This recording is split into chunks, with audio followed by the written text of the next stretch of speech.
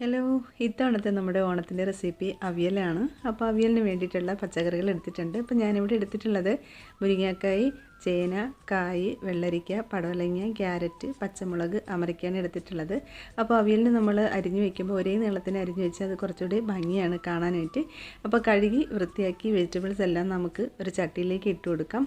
ഇനി ഇതിലേക്ക് നമുക്ക് ആവശ്യത്തിന് മഞ്ഞൾപ്പൊടിയും കൂടി ചേർത്ത് കുറച്ച് വെള്ളവും കൂടി ഒഴിച്ച് ഒന്ന് അടച്ചു വെച്ച് വേവിച്ചെടുക്കാം. കഷ്ണങ്ങളെല്ലാം വേവുന്ന സമയം കൊണ്ട് നമുക്ക് അരപ്പിന് വേണ്ടിയിട്ട് മിക്സിയുടെ ജാറിലേക്ക് കുറച്ച് തേങ്ങ, ചെറിയുള്ളി, വെളുത്തുള്ളി, ചെറിയ ജീരകം, കുറച്ച് കറിവേപ്പിലയും കൂടി ചേർത്തിട്ട് ഒന്ന് അരച്ചെടുത്ത് മാറ്റി വയ്ക്കാം. കഷ്ണങ്ങൾ പാതി വെന്ത് വരുന്ന സമയത്ത് ഇതിലേക്ക് നമുക്ക് ഉപ്പ് ചേർത്ത് കൊടുക്കാം.